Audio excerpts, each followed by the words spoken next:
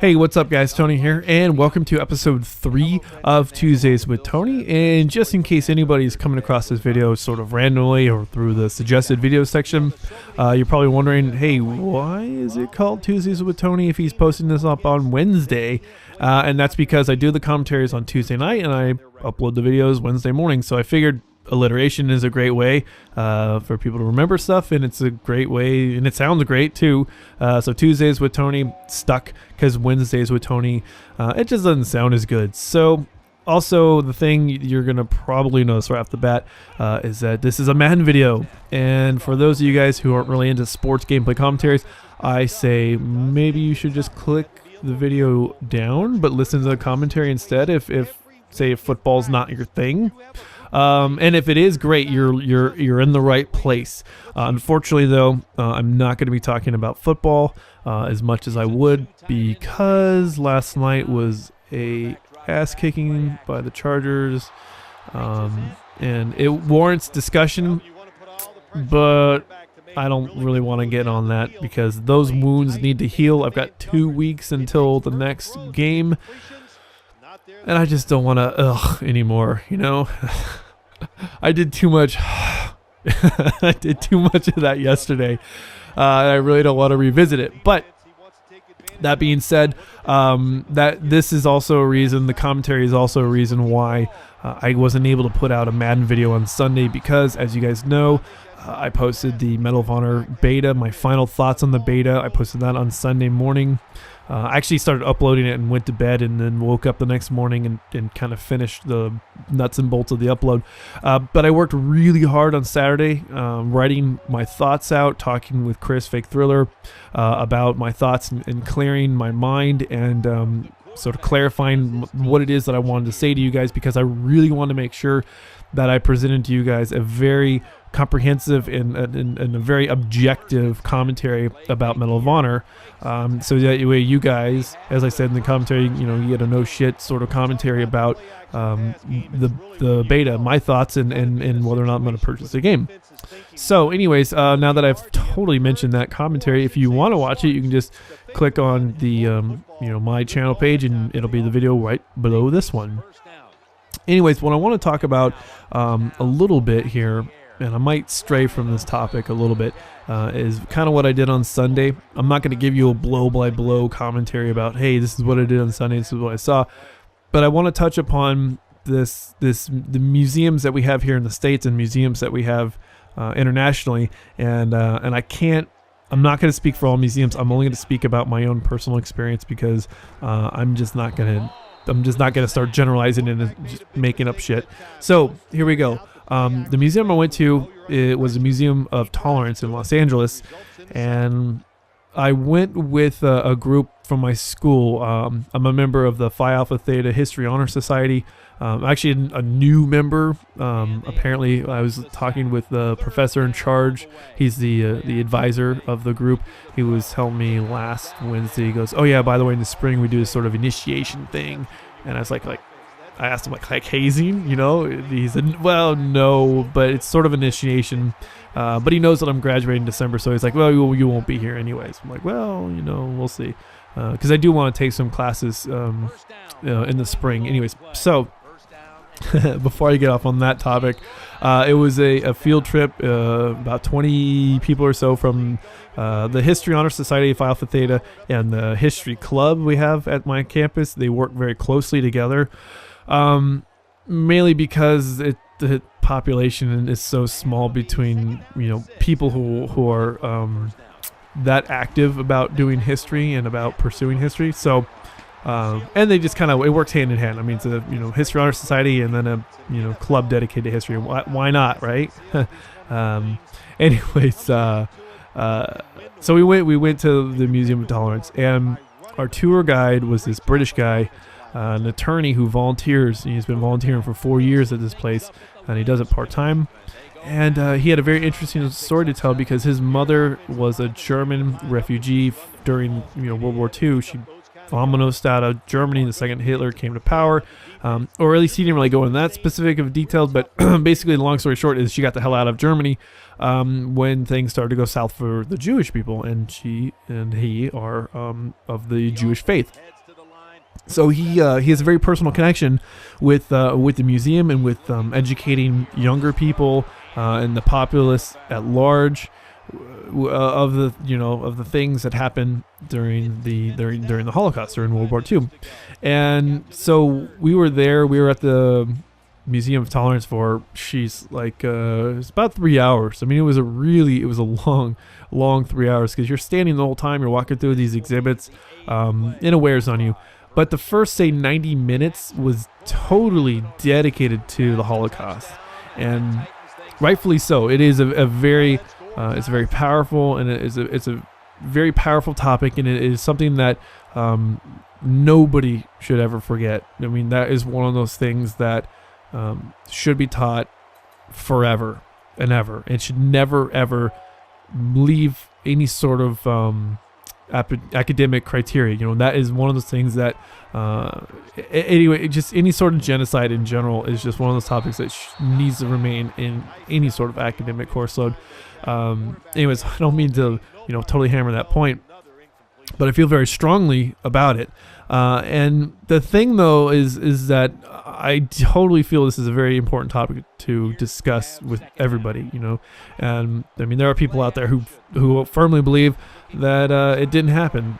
So, we really need to push for education. So, the whole idea that history repeats itself is true.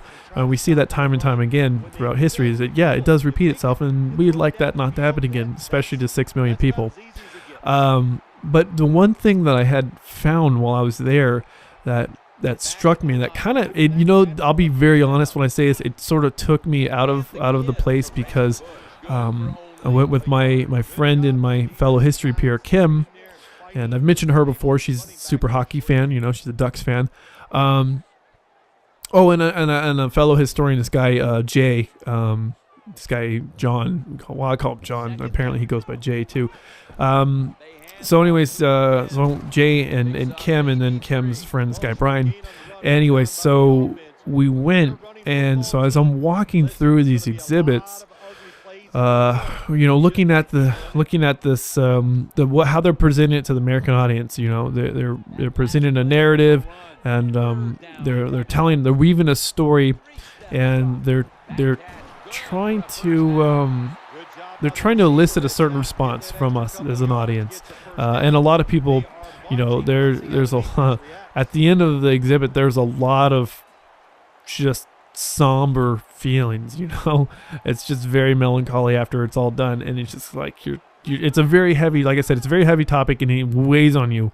But the reason why I say that I had a hard time, I sort of was taken out of the element, is because last winter, some of you guys who are longtime subscribers will know this, but last December through January, so it was December 17th through January, December 27th through January 17th, I was in Eastern Europe. I was in Poland, I was in Hungary, and I was in Ukraine. And so I had this very rare opportunity, and it was funny because the trip didn't start off as being a Holocaust-like trip, but a lot of the places that we went to ended up being related to the Holocaust in one form or another, and it's impossible to go through that place or that part of the world, especially Poland, and not run into World War II stuff or Holocaust stuff, because it was in their backyard. But the reason why I going back to why I was taken out of this Museum of Tolerance is because I had the opportunity, and I went to Auschwitz-Birkenau, and I found myself judging American museums while I was standing in the Museum of Tolerance, because I've been to the Museum of Tolerance, I've been to the Natural History Museums in San Diego and Balboa Park. I most recently, before this, I went to the Titanic exhibit they had at the Natural History Museum. It was the Museum of Man, I think it was. And there's just something about American museums now that seem I mean, they're powerful. Don't get me wrong. Like, the Museum of Tolerance is very, very powerful. And I imagine the Holocaust Museum is incredibly powerful. I've heard that it is just incredibly powerful. But there is something about it that there's a disconnect. There will always be a disconnect unless you go to like a Civil War battlefield or Pearl Harbor or I don't know, I don't know if the Boston Massacre site is still around, but if there's a museum dedicated to a specific event within the continent, like the Alamo would be probably an incredibly powerful place to go because it happened here. But the point that I'm sort of dancing around that I want to make is that because of the fact that these museums are bringing information to the masses it's not connected to the United States in the way of like actual landmass. There's this disconnect between how personal the museum can be and how personal the exhibit can be to say compared to Poland. Because when I went to Auschwitz, I mean, you can't get any more personal than walking through Auschwitz 1 gate that says "Work will set you free." You walk through this gate. You got guard towers around you. You've got these buildings, the barracks. You're walking through the barracks. They walk through the gas chamber. You smell the inside of the gas chamber, and you're just like, Jesus Christ, this place smells. It has an odor to it. You can see fingernail scratches on the concrete wall. You're in a place, and that's the real thing about it. Is I was in a place where people lost their lives. A lot of people lost their lives, and I willingly walked into that building, kind of to experience a fraction of what they. I mean, no, I take that back. It's not even one iota of a fraction of what they experience. But the point is, though, is that I went to places like Auschwitz, Birkenau. I saw the train depot on Auschwitz II. I walked underneath. I walked through its gates. I walked through the ruins, or not really through the ruins, but I walked around the ruins of the crematoriums. I went to the Uprising Museum in Warsaw. I saw.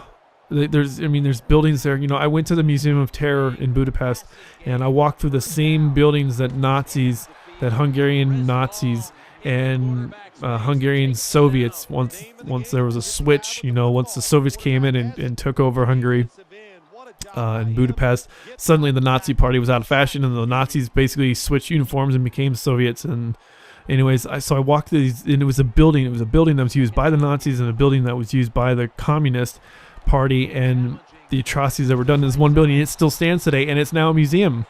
So I walked through that place. I went to the Great Patriotic War Museum, which it's much like an American museum where it's disconnected. From what I remember, there's a disconnect from what it represents to what actually happened in that area. So, my point is that. And I'm not trying to take away the power of the Museum of Tolerance or like the Holocaust Museum. I'm just simply discussing my.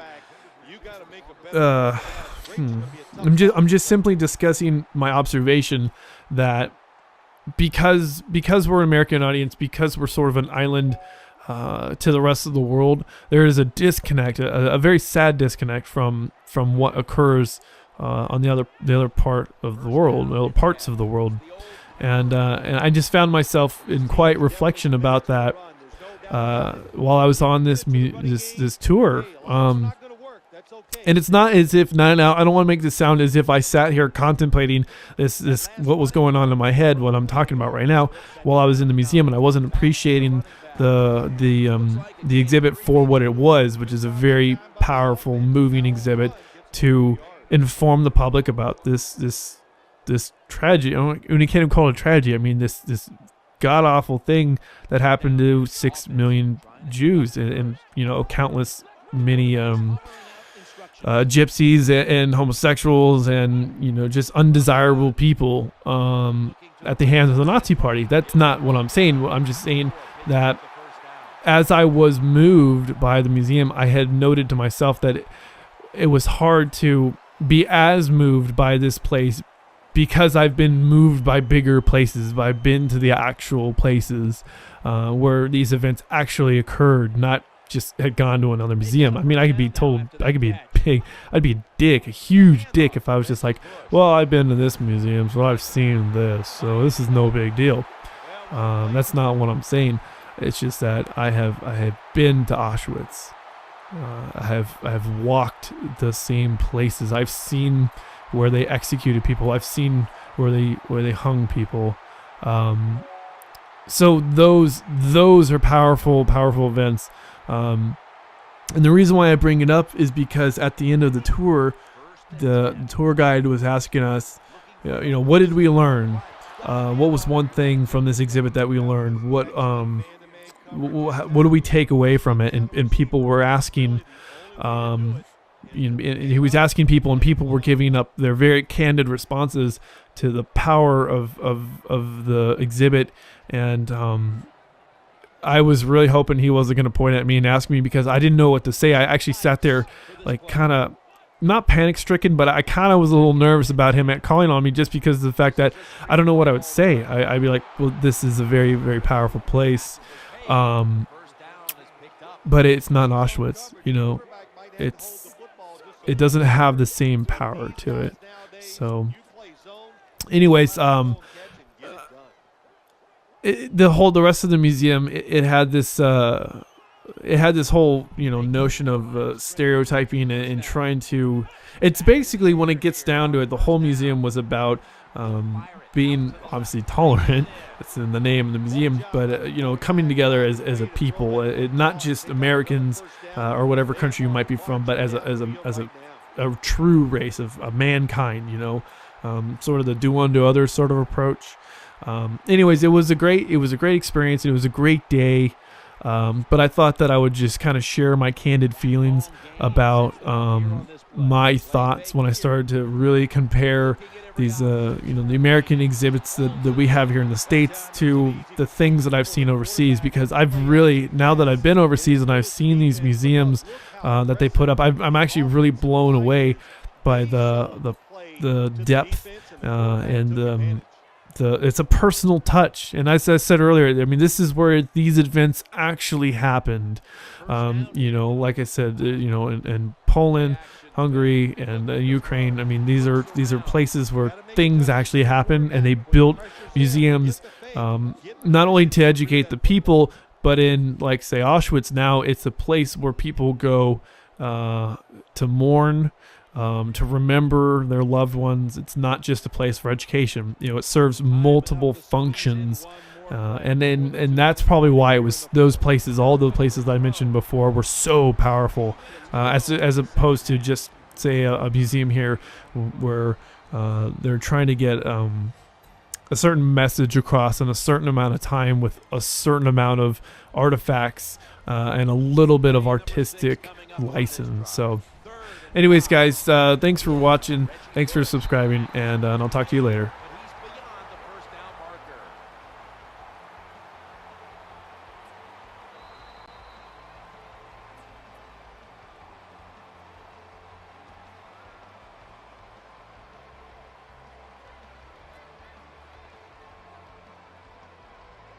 The offense heads to the line for the 7th play of the drive. Play action. Quarterback has it on his hip, and now looking to throw.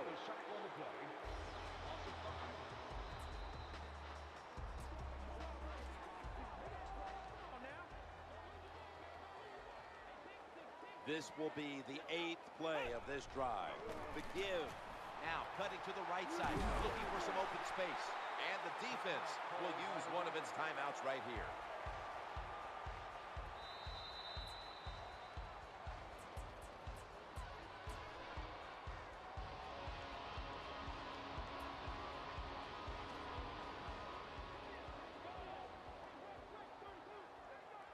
About to snap it for the 9th play of the drive. He's in for the touchdown. The fullback in most offenses in the NFL.